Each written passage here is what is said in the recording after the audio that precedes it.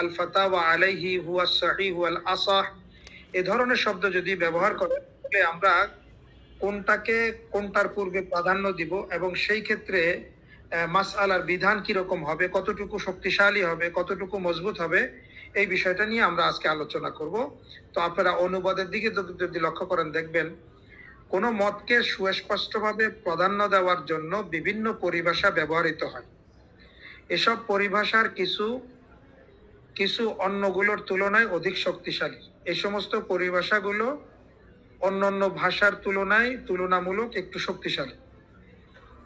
তাহলে প্রাধান্য বোঝানোর জন্য শব্দগুলোর মধ্যে শক্তিশালী ক্রম হলো, অর্থাৎ এই কয়েকটা শব্দ যে মূল ইবারতের মধ্যে আছে, এই ইবারতের মধ্যে এটার মধ্যে ক্রমধারা রয়েছে শক্তিশালীর ক্ষেত্রে। যেমন নাকি 1 নম্বর হলো যদি বলে আলাইহি আমালুল উম্মাহ, উম্মতের আলেমদের আমল এর উপর রয়েছে, অর্থাৎ একটা মাসআলা উল্লেখ করে যদি বলে আলাইহি আমলুল উম্মাহ, এটা হলো এটার প্রাধান্যটা হলো 1 নম্বরে।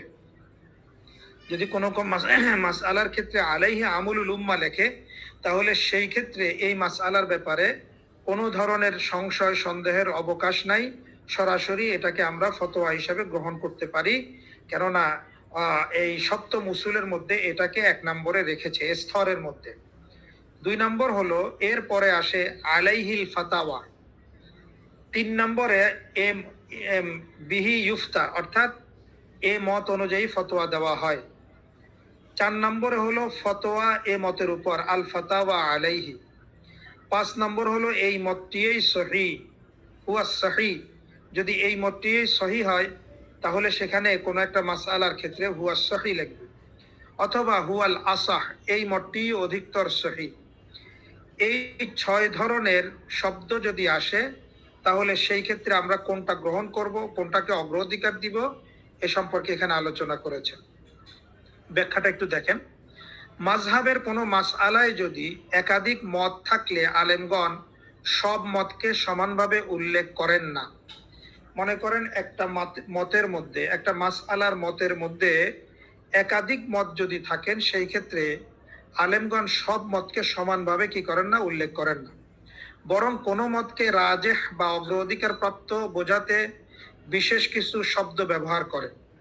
এই বিষয়টা আমাদের বুঝতে হবে আজকে, যে বরং কোনো মতকে যদি রাজেহ বা অগ্রাধিকার প্রাপ্ত বোঝাতে চায় তাহলে বিশেষ কিছু শব্দ কি করেন, ব্যবহার করেন। তাই একজন মুফতির জন্য শুধু মাসআলার মতগুলো জানা যথেষ্ট নয়। তাহলে আমাদের মতো একজন মোকাল্লেদ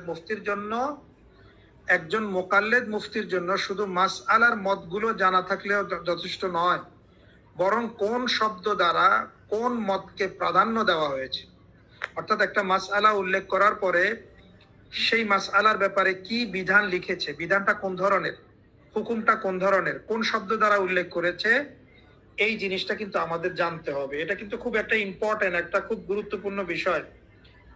একাধিক মতামত থাকতে পারে হানাফি মাযহাবের মাসাইলের ক্ষেত্রে। মনে করেন অনেক মত আছে, একাধিক মত আছে, আবার আমাদের মাযহাবের মধ্যেই রয়েছে।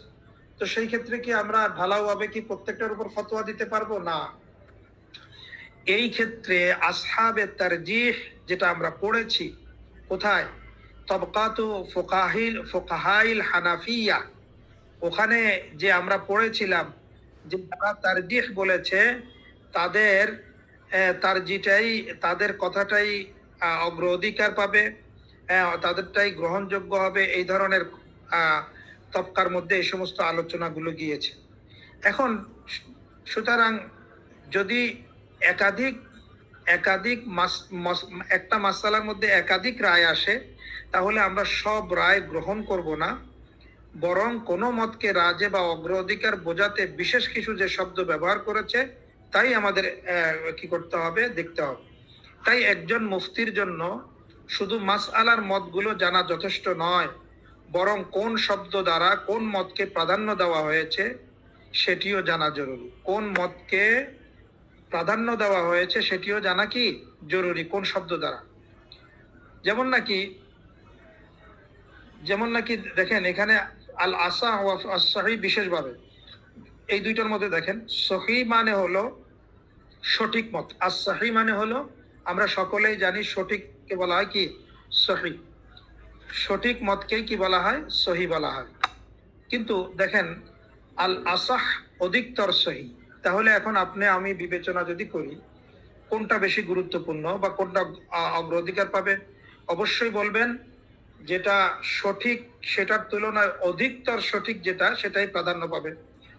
সুতরাং কোনো মাসআলার ক্ষেত্রে যদি আপনি দেখেন যে একই মাসআলার মধ্যে একই মাসআলার মধ্যে দুই ধরনের মত, কেউ বলেছেন সহি আর কেউ বলেছেন হাদা আসাহ, তাহলে আসাহ যেটা আছে সেটাই প্রাধান্য পাবে।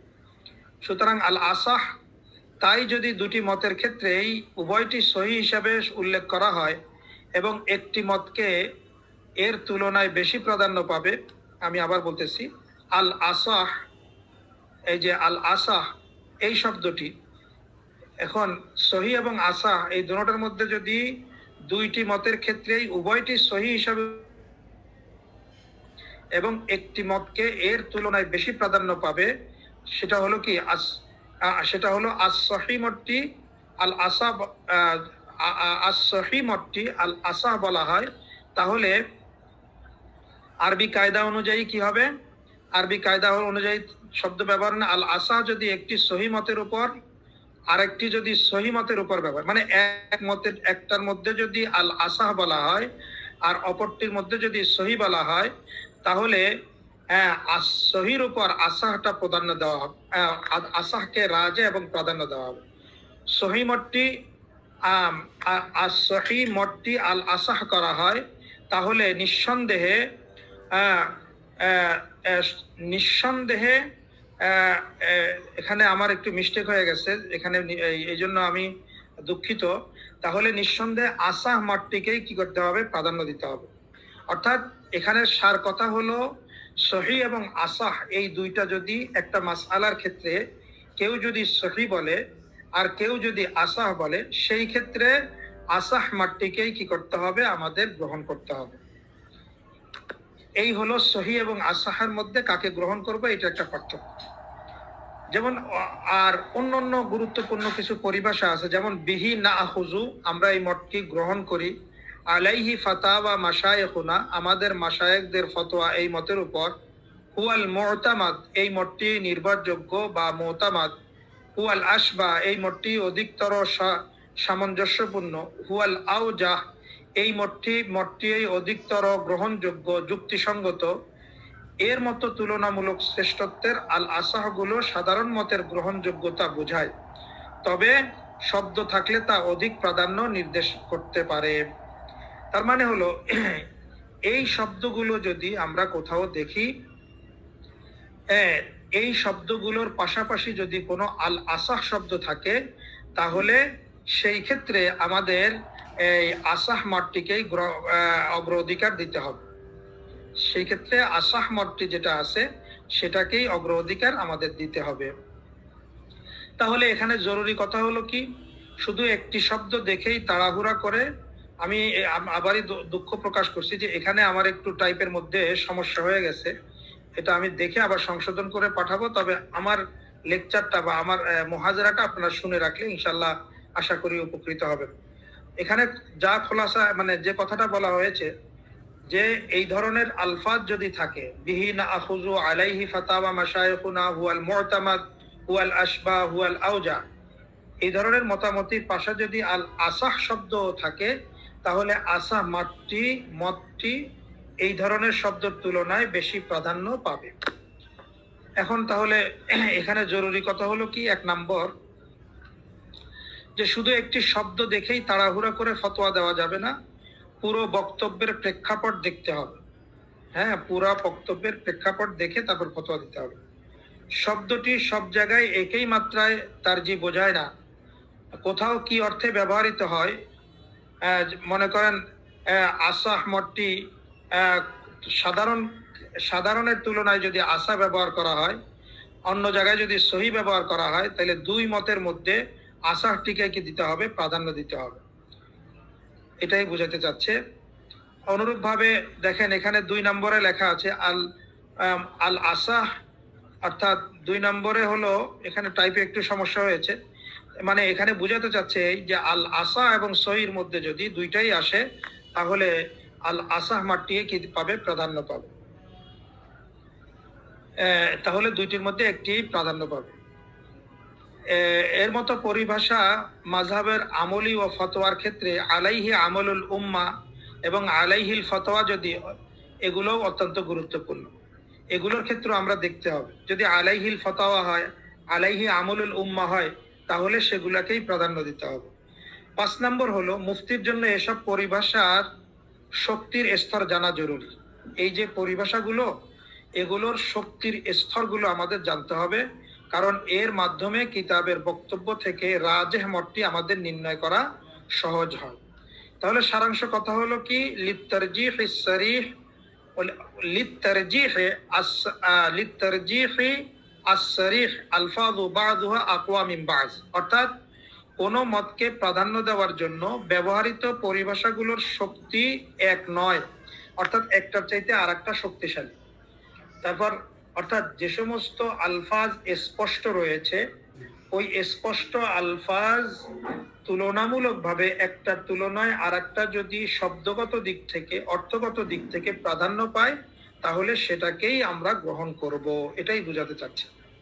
মূল বিষয় হলো কি, হুয়াল আসাহ, প্রথম মর্তবা হলো কার? হুয়াল আসাহ। এরপর হলো হুয়াস সহিহ, এরপর হলো আল ফাতাওয়া আলাইহি। মানে আমরা যদি কোনো মাসআলার ক্ষেত্রে দেখি আল আসাহ লেখা আছে, তাহলে অন্য কিছু দেখতে হবে না। কোনো মাসআলার ক্ষেত্রে যদি এরপরে দেখি সহিহ আছে, তাহলে অন্য কিছু দেখতে হবে না।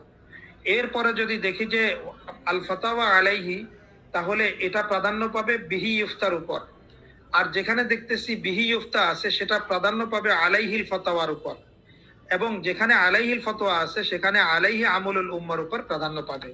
এটা একটা মানে ধারাবাহিকতা। এগুলোর মাধ্যমে কোন মতের অগ্রাধিকার বোঝানো হয়। বিশেষ করে দুটি সহিহ মতের মধ্যে এর উপর প্রাধান্য পায়, অর্থাৎ সহিহ বলা মতটি সহিহ বলা যে মত যেটা আছে, এটা তখনই প্রাধান্য পাবে যখন আসাহ থাকবে না, আর যখন আসাহ থাকবে তখন সহিহ মতটি প্রাধান্য পাবে না। তাহলে আমাদের এই কায়দা থেকে আমরা খোলাসা কি বুঝলাম? কথাটা এটাই বুঝলাম, যেখানে সহিহ আছে সেখানে আসাহ যদি থাকে, তাহলে আসাহ মুকদ্দম সহির তুলনা। যেখানে আসাহ এবং সহিহ কোনোটাই নাই, সেই ক্ষেত্রে আলাইহি আমলুল উম্মা বা আলাইহিল ফাতাওয়া, এই সমস্ত শব্দগুলো প্রাধান্য পাবে।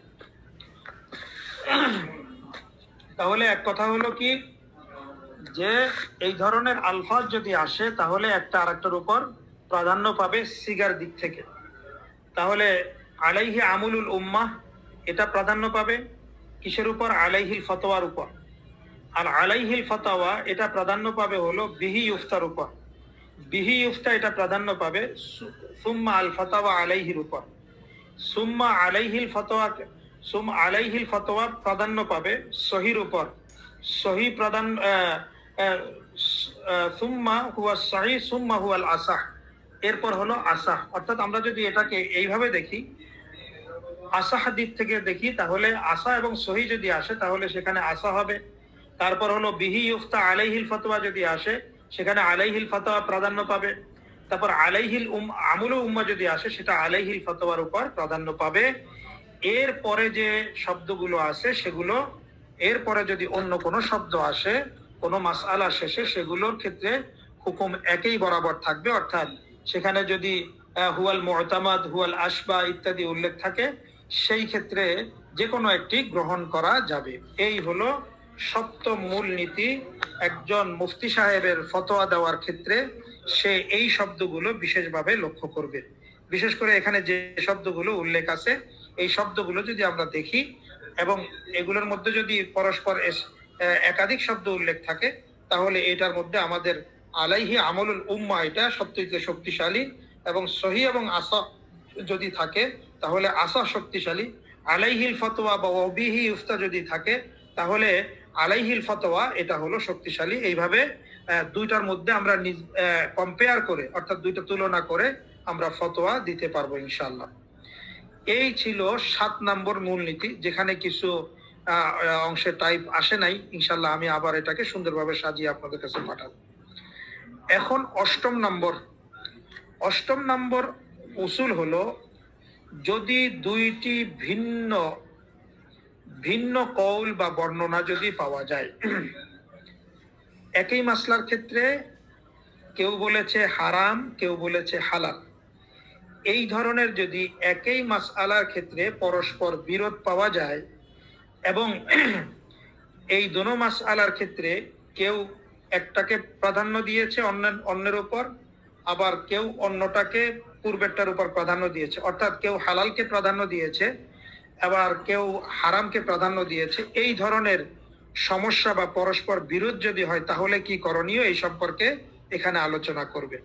তাহলে এখানে লেখা আছে, দেখেন, ইদা উজিদা কওলানে মুতাআরিজানে ওয়াকাদ রুজ্জিহা কুল্লু ওয়াহিদিন মিনহুমা ফাইন কানা কুল্লা তারজিহাইনি মিন রাজুলিন ওয়াহিদিন উমিলা বিল মুতাআখির মিনহুমা ওয়া ইন উরিফা আত-তারিখ ওয়া ইন লাম ইউরাফু আত-তারিখ আও কানা তারজিহান মিন রাজুলাইন মুখতালিফাইন রুজ্জিহাল মুফতা বিমা বিহি তুরুজ্জিহাত ইহদাল আখার।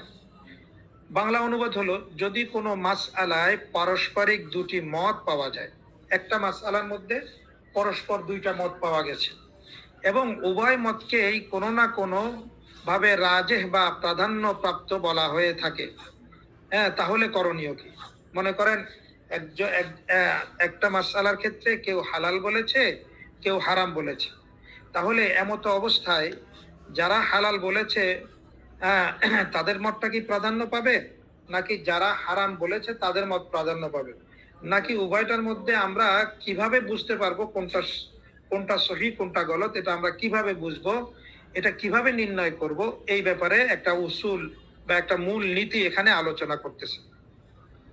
দেখেন, যদি উভয় তারজিহ, এখন এক একটা করে বলতেছে, যদি উভয় তারজিহ একজন আলেমের পক্ষ থেকে হয়ে থাকে, তবে তারিখ জানা থাকলে পরবর্তী তারজিহটিই গ্রহণ করা হবে।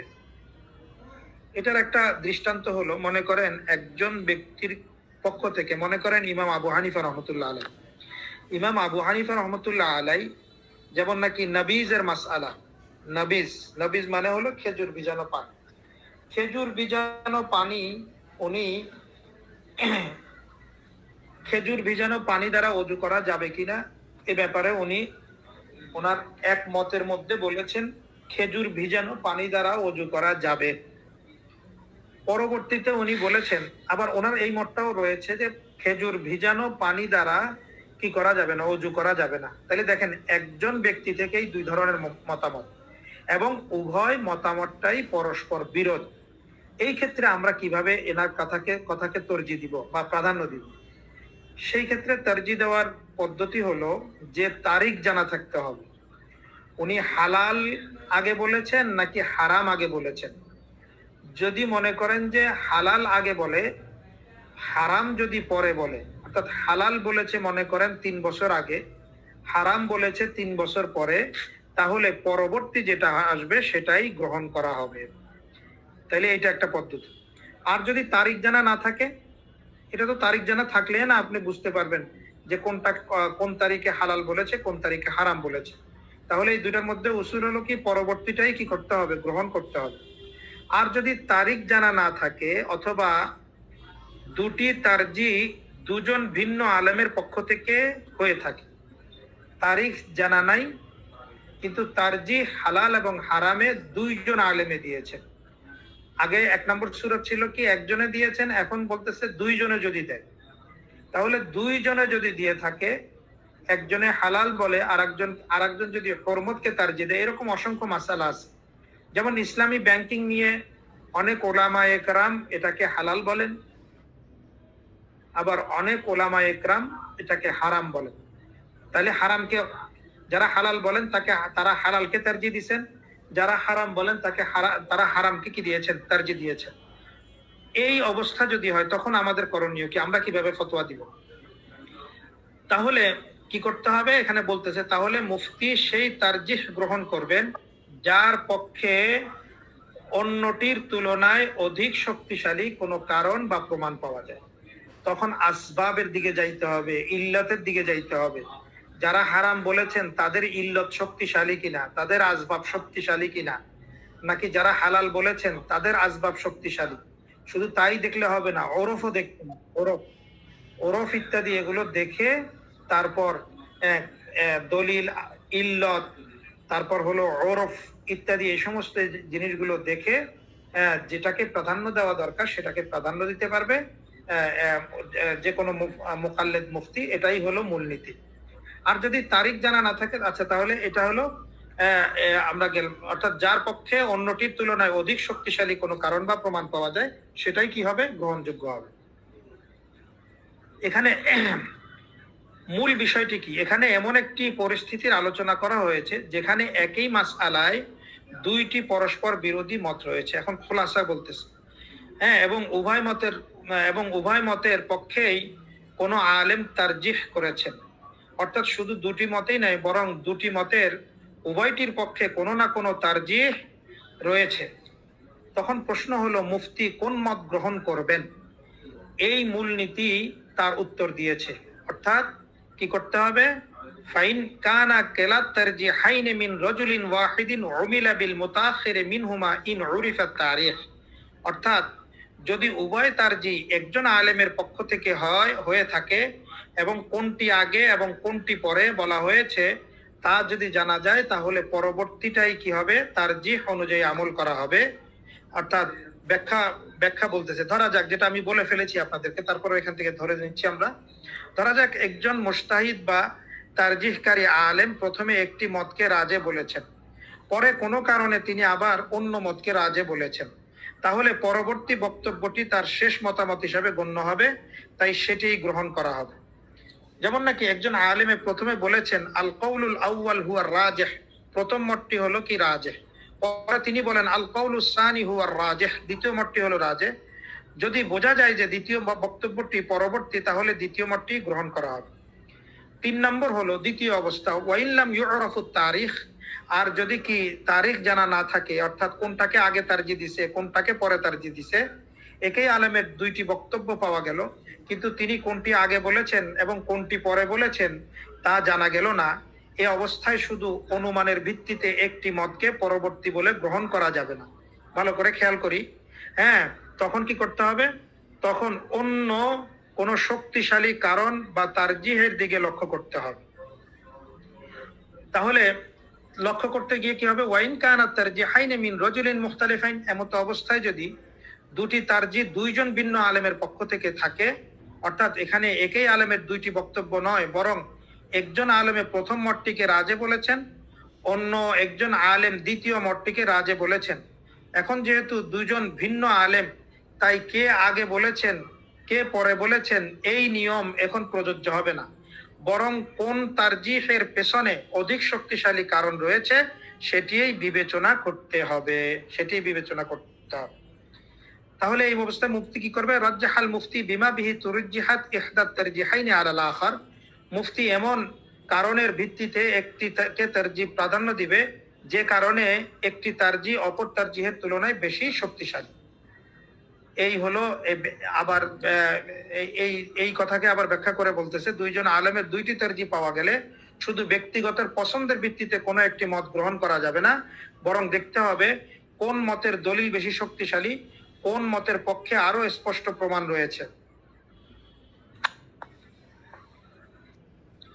হ্যাঁ, স্পষ্ট প্রমাণ রয়েছে, কোন মতকে মাযহাবের অধিক নির্ভরযোগ্য আলেমগণ সমর্থন করেছেন, এইগুলো আমাদের দেখতে হবে। পরবর্তী কিতাবগুলোতে কোন মতকে প্রাধান্য দিয়েছেন এটাও দেখতে হবে। মানুষের প্রয়োজন ও প্রচলিত ওরফ, যেটা আমি বলে ফেলেছি শুরুতে, মানুষের প্রয়োজন এবং প্রচলিত ওরফ কোন মতকে সমর্থন করেছে যদি তা প্রাসঙ্গিক হয়, হ্যাঁ, এগুলো দেখতে হবে। এ ধরনের শক্তিশালী কারণের মাধ্যমে একটি তারজিহ অপরটির উপর অগ্রাধিকার পাবে। তাহলে দুইটা তারজির মধ্যে যে দুটোটাই তারজিহ হতে পারে না, একটাকে এই কারণগুলো দেখে আমরা তারজিহ দিব। তাহলে জরুরি কথা কি, একই আলেমের দুটি তারজিহ হলে তারিখ জানা না থাকলে, এটা খোলাসা বলতেছে, পরবর্তী তারজিহ গ্রহণ করতে হবে। 2 নম্বর, তারিখ জানা না থাকলে শুধু অনুমানের ভিত্তিতে পরবর্তী মত নির্ধারণ করা যাবে না। 3 নম্বর, 2 জন আলেমের তারজিহ হলে আগে পরে হওয়ার বিষয়টি বিবেচ্য নয়। 2 জন তারজিহের মধ্যে সংঘর্ষ হলে যে তারজিহের পক্ষে অধিক শক্তিশালী কারণ রয়েছে সেটিকে অগ্রাধিকার দিতে হবে। 5 নম্বর, মুফতির কাজ হলো কি, মুফতি নিজের ইচ্ছা মতো একটি মতকে নির্বাচন করবেন না, বরং তারজিহের কারণ অনুসন্ধান করে রাজে মতটি কি করতে হবে, নির্বাচন করতে হবে। তাহলে এই ছিল 8 নম্বর। এটার খোলাসা আবার আমি নিচে এখানে আবার বলে দিয়েছি। তাই খোলাসা মৌখিকভাবে আবার বলতেছি যে 8 নম্বর কায়দা হলো, একই আলেম থেকে একাধিক কৌল যদি পাওয়া যায় তাহলে কোনটাকে প্রাধান্য দিবেন? বলেন, কোনটাকে প্রাধান্য দিব? আমরা প্রাধান্য দিব হলো কোনটা? তারিখ যদি জানা থাকে তাহলে তারিখ, হ্যাঁ, যেটা তারিখ জানা থাকবে সেটাকে আমরা প্রাধান্য দিব। অর্থাৎ উনি যদি পূর্বে বলে থাকে হালাল, পরবর্তীটা যদি হারাম বলে থাকে এবং সেটা তারিখ যদি জানা থাকে সেটাকে আমরা প্রাধান্য দিব। এটা একটা পদ্ধতি, এটা একটা পদ্ধতি। কিন্তু এই পদ্ধতিটা দেখেন, এই পদ্ধতিটা আমাদের জন্য এখন আর প্রযোজ্য নয়। তার কারণ কি জানেন? তার কারণ হলো এত কিতাব ফতোয়ার ব্যাপারে আমাদের মাযহাবের মধ্যে চলে এসেছে এবং যে কোনো মাসআলার ক্ষেত্রে একাধিক কিতাবের মধ্যে প্রাধান্য বা আপনার শক্তিশালী বর্ণনা কোনটা বা কোনটা প্রাধান্য পেয়েছে এগুলো একাধিক কিতাবের মধ্যে উল্লেখ আছে। সুতরাং একাধিক কিতাবের মধ্যে যখন পাওয়া যাচ্ছে তাহলে এখানে এই মুফতির একই ব্যক্তি থেকে যদি 2টি কৌল পাওয়া যায় সেই ক্ষেত্রে আর এখন বেশি মাথা ব্যথা বা বেশি চিন্তা বা গবেষণা করতে হয় না, বরঞ্চ বিভিন্ন কিতাব যেগুলো এখন বের হয়ে গেছে এগুলোর কয়েকটা কিতাব যদি আমরা ওই অধ্যায়ে গিয়ে দেখি তাহলে দেখা যায় যে কি, যে এই মাসলাটা পাওয়া যাচ্ছে এবং এই মাসলার ক্ষেত্রে একাধিক কিতাবের মধ্যে একই ধরনের বর্ণনা আসতেছে। তাহলে সেইভাবে আমরা সেটা বুঝে নিতে পারি। এটার মধ্যে তেমন একটা এখন আর জটিলতা নাই। 2 নম্বর যেটা আছে সেটা হলো 2 জন ব্যক্তির পক্ষ থেকে যদি হয় 2 ধরনের কথা, তখন এখানে আমাদের কিছু গবেষণা এবং চিন্তা ফিকিরের বিষয় আছে। যার কৌলটা বা যাদের কৌলটা কয়েকটা দিক থেকে শক্তিশালী হয়, যেমন নাকি 1 নম্বর হলো ইল্লতের দিক থেকে শক্তিশালী, 2 নম্বর হলো ওরফের দিক থেকে শক্তিশালী, সামাজিক বিষয়ের দিক থেকে শক্তিশালী এবং সেটা সমসাময়িকের দিক থেকে শক্তিশালী মনে হয়।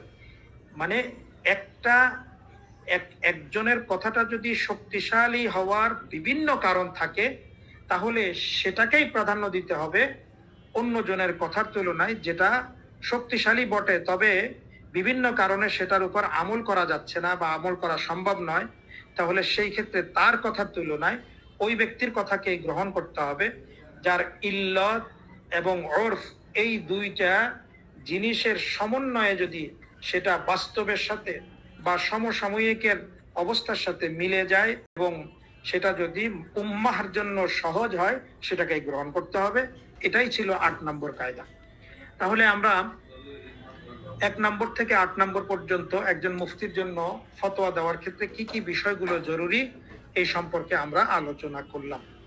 তাহলে আমাদের এই বিষয়গুলো আপনাদেরকে আমি অনুরোধ করব যে আগামী আগামী টপিকসের মধ্যে বা মুহাজারার মধ্যে আপনারা 1 নম্বর থেকে 8 নম্বরের মূল যে কায়দাটা আছে, মূল যে উসুলটা আছে, এটা মেহেরবানি করে সবাই শিখে আসবেন, সবাই দেখে আসবেন, যাতে আমরা মুজাকারার মাধ্যমে আপনাদের একটা সাময়িক পরীক্ষাও নিতে পারি যে আসলে কার কতটুকু এ ব্যাপারে আপনাদের মুখস্থ আছে।